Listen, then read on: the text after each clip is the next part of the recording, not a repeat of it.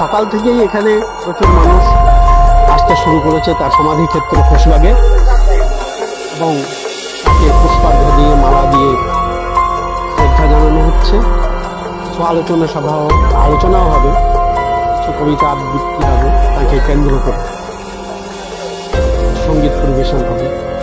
জেলার বিভিন্ন প্রান্ত থেকে মানুষজন, স্রাজ অনুরাগী মানুষ, তারা প্রতি বছর আসেন, এবছরও এসছেন। এইভাবে আমরা এই দিনটাকে মর্যাদা সহকারে উদযাপন করতে চাই এবং প্রতি বছরই সেটা আমরা করে থাকি।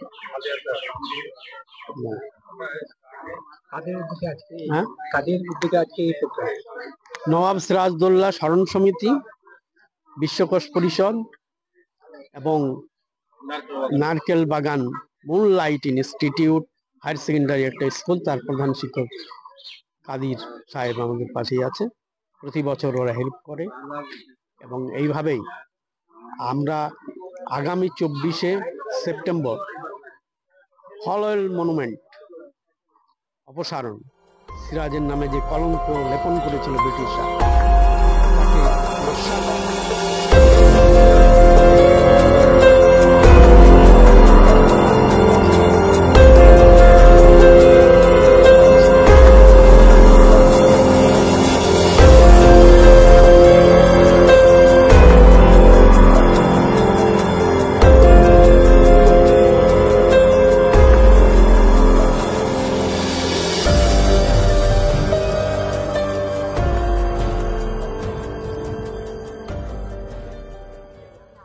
আমাদের সঙ্গে এই মুহূর্তে অনেক মানুষ এসে উপস্থিত। আরো 2-1 মিনিটের মধ্যে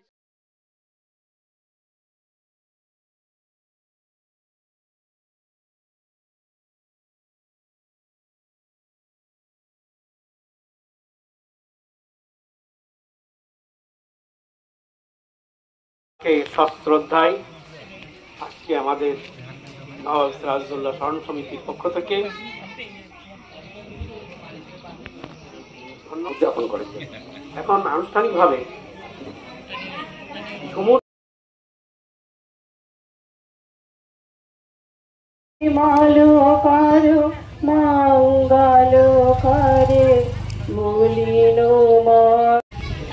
মানুষের মধ্যে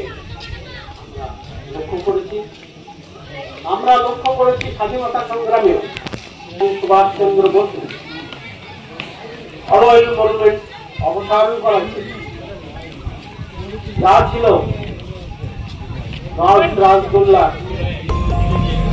মিথ্যা, সেই দিনটাকেও আমরা প্রাসঙ্গিক করে তুলতে চাই এবং আমরা তার পরবর্তী বহু পরের জেনারেশন তার মহৎ আদর্শের প্রতি, তার শহীদ হয়ে যাওয়ার প্রতি, দেশের জন্য, দেশের মানুষের জন্য তার সময় মানুষ ধর্ম নির্বিশেষে যেভাবে বসবাস করেছেন শান্তিতে, তার নামে অনেক মিথ্যা কলঙ্ক লেপন করা হয়। এক বাক্যে সেসব খণ্ডন করে দিয়েছে। সিরাজের নামে মিথ্যাচার করা হয়েছে।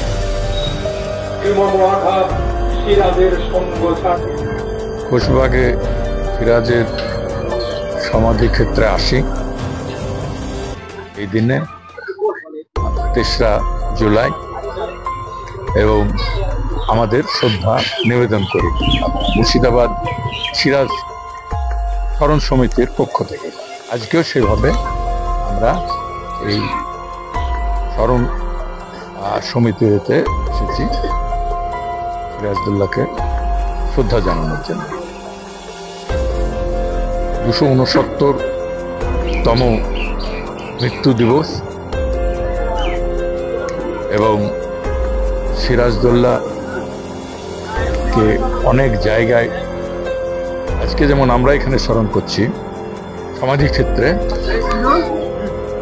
সব জায়গায় উপমহাদেশের আর কোথাও তাকে নিয়ে স্মরণ অনুষ্ঠান হয় কিনা জানি না, তবে কলম পত্রিকা এবং আলিয়া ইউনিভার্সিটির উদ্যোগে আজকে সেখানে বিকেলবেলায় একটা স্মরণ অনুষ্ঠান অনুষ্ঠিত হবে বলে আমরা খবর পেয়েছি। এবং কলম পত্রিকা প্রতি বৎসরই এই দিনে একটা বিশেষ করে দুটো পৃষ্ঠা সিরাজ স্মরণের জন্য বরাদ্দ থাকে। এবারও তা হয়েছে, দুটো লেখা সেখানে প্রকাশিত হয়েছে, আমার এবং হাসিবুর রহমান।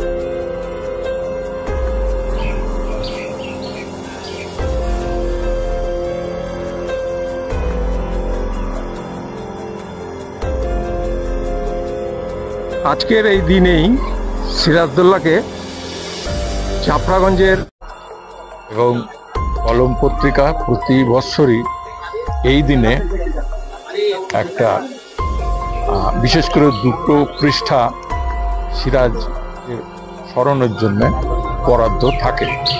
এবারও তা হয়েছে, দুটো লেখা সেখানে প্রকাশিত হয়েছে, আমার এবং হাসিবুর রহমান।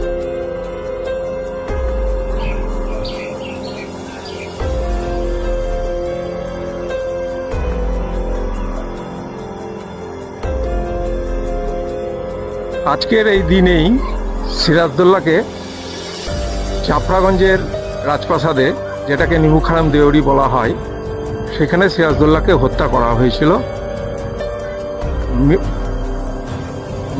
মির্জাফরের ছেলে মিরনের আদেশে ওখানে হত্যা করেছিল সিরাজদৌল্লাকে। এই দিনটিকে আমরা গোটা ভারতবর্ষের সূর্য অস্ত যায় সিরাজের এই মৃত্যুর পর, এবং প্রথম স্বাধীনতা সংগ্রামী যদি বলা হয় সিরাজদৌল্লাকে আমরা ধরে থাকি, কারণ ইতিহাসকে কেউ অস্বীকার করতে পারবে না। সেই সময় সিরাজদৌল্লা এবং সিরাজদৌল্লার সাথে মোহনলাল এবং মীরমদন দুইজন সেনাপতি যে অসীম লড়াই করেছিল, তাতে মীরমদন পলাশির যুদ্ধে মারা গিয়েছিল এবং মোহনলালের আমরা সেইভাবে অস্তিত্ব পাই না, এবং মোহনলালকে আমরা কোথায় গিয়েছিলেন তাও জানি না। কিন্তু তারপরেই 200 বছর এই ভারতবর্ষে ইংরেজরা শাসন করেছিল, এবং এইখানেই সিরাজদৌল্লার যত বংশধর আছে তাদেরকে পরবর্তীকালে একে একে হত্যা করে এখানে সমাধিত করেছিল। একমাত্র লুৎফুন্নেসা এখানে ছিলেন। লুৎফুন্নেসা সিরাজদৌল্লাকে এখানে ঘর করে দিয়েছিলেন এবং এখানে ফুলের মালা টালা দিতেন। তো যা হোক, আমরা Murshidabad heritage and cultural development সোসাইটির পক্ষ থেকে প্রতি বছর এখানে আসি এবং